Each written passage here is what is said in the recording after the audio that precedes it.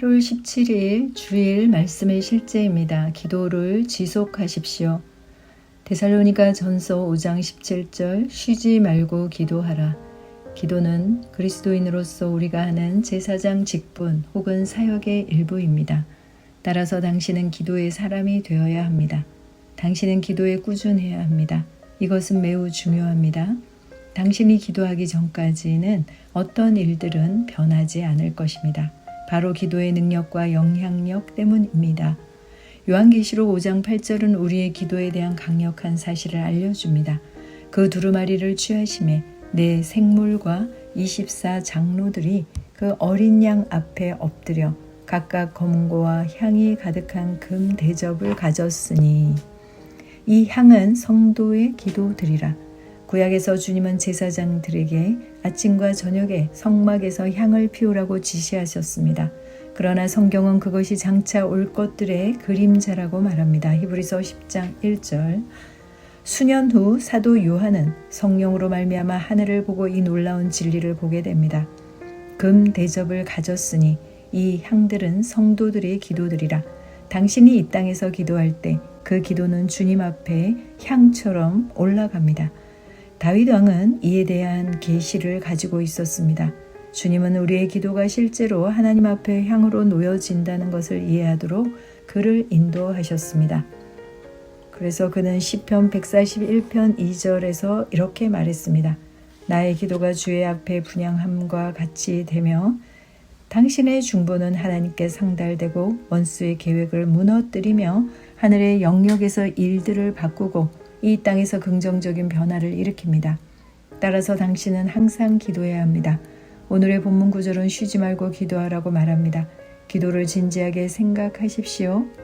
그러면 당신은 삶의 변화와 당신 안팎에서 나타나는 성령님의 더 큰 영향력과 임재에 놀라게 될 것입니다.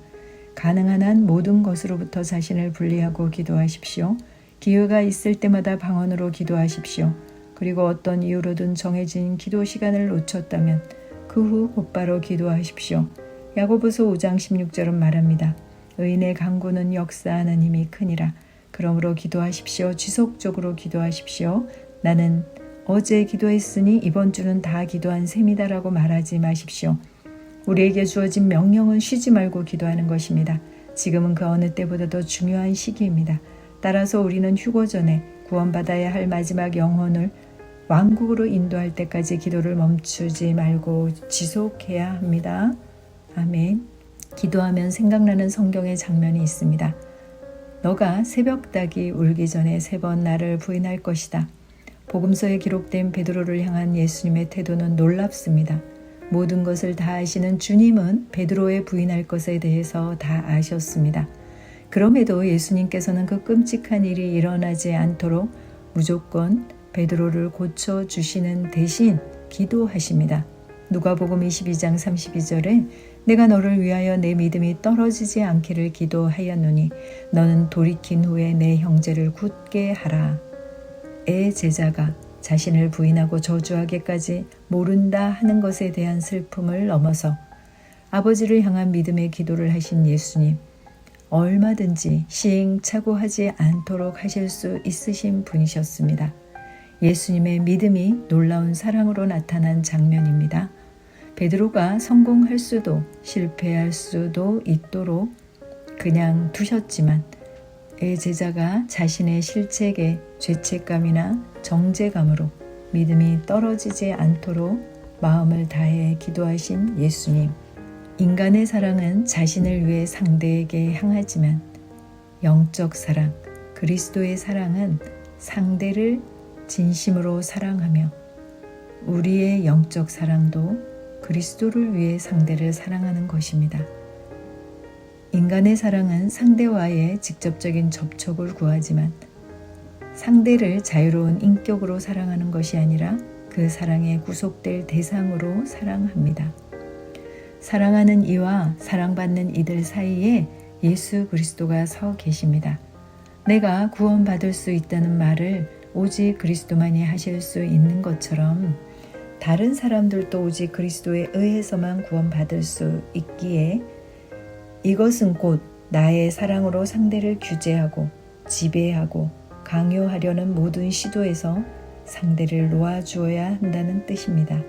그러므로 영적인 사랑은 형제에게 그리스도의 이야기를 하기보다는 오히려 그리스도께 형제의 이야기를 더 많이 하게 되는 것입니다. 다른 사람을 만나는 가장 직접적인 방법은 언제나 그리스도께 드리는 기도를 통하는 것이지요. 다른 사람을 향한 사랑은 전적으로 그리스도 안에 진리에 의존하고 있다는 것을 영적인 사랑은 잘 알기 때문입니다. 예수님께서 보이신 삶의 태도, 기도의 방향이 우리가 주변 사람들과 관계에서 실천해야 할 아름다운 모본을 보게 하고 발견하게 합니다. 아멘.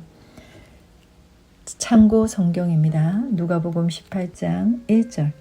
그때 주께서는 사람들이 항상 기도하고 낙심하지 말아야 할 것을 하나의 비유로 그들에게 말씀하셨는데 골로새서 4장 2절 꾸준히 기도하고 감사함으로 기도에 깨어있으라. 사도행전 1장 13절로 14절.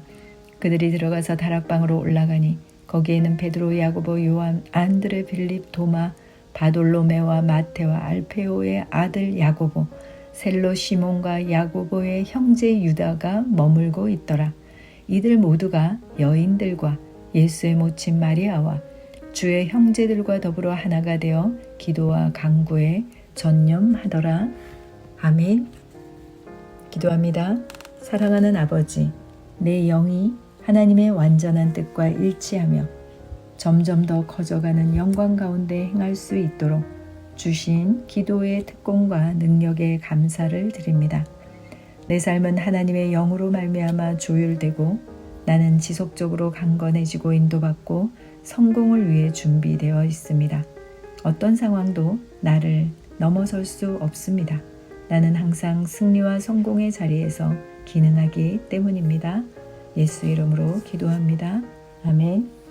새로운 피조물 고백기도. 로마서 8장 고백기도.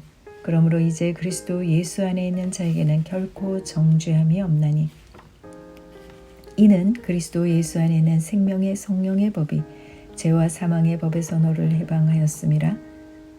율법이 육신으로 말미암아 연약하여 할 수 없는 그것을 하나님은 하시나니 곧 죄로 말미암아 자기 아들을 죄 있는 육신의 모양으로 보내어 육신의 죄를 정하사 육신을 따르지 않고 그 영을 따라 행하는 우리에게 율법의 요구가 이루어지게 하려 하심이니라. 육신을 따르는 자는 육신의 일을, 영을 따르는 자는 영의 일을 생각하나니 육신의 생각은 사망이요 영의 생각은 생명과 평안이니라. 육신의 생각은 하나님과 원수가 되나니 이는 하나님의 법에 굴복하지 아니할 뿐 아니라 할 수도 없음이라. 육신에 있는 자들은 하나님을 기쁘시게 할 수 없느니라. 만일 너희 속에 하나님의 영이 거하시면 너희가 육신에 있지 아니하고 영에 있나니 누구든지 그리스도의 영이 없으면 그리스도의 사람이 아니라. 예수를 죽은 자 가운데서 살리신 이의 영이 너희 안에 거하시면 그리스도 예수를 죽은 자 가운데서 살리신 이가 너희 안에 거하시는 그의 영으로 말미암아 너희 죽을 몸도 살리시리라.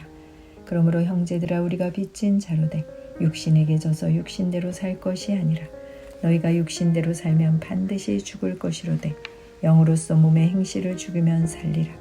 무릇 하나님의 영으로 인도함을 받는 사람은 곧 하나님의 아들이라. 너희는 다시 무수하는 종의 영을 받지 아니하고 양자의 영을 받았으므로 우리가 아빠 아버지라 부르짖느니라. 성령이 친히 우리의 영과 더불어 우리가 하나님 자녀인 것을 증언하시나니 자녀이면 또한 상속자고 하나님의 상속자여 그리스도와 함께한 상속자니 우리가 그와 함께 영광을 받기 위하여 고난도 함께 받아야 할 것이라. 생각하건대 현재의 고난은 장차 우리에게 나타날 영광과 비교할 수 없도다. 피조물이 고대하는 바는 하나님의 아들들이 나타나는 것이니 피조물이 험한 데서 굴복하는 것은 자기 뜻이 아니요 오직 굴복하게 하시는 이로 말미암음이니라. 그 바라는 것은 피조물도 썩어짐의 종노릇한 데서 해방되어 하나님의 자녀들의 영광의 자유에 이르는 것이니라. 피조물이 이제까지 다 함께 단식하며 함께 고통을 겪고 있는 것을 우리가 아느니라. 그뿐 아니라 또한 우리 곧 성령의 처음 익은 열매를 받은 우리까지도 속으로 탄식하여 양자될 것 곧 우리 몸의 속량을 기다리니라. 아멘.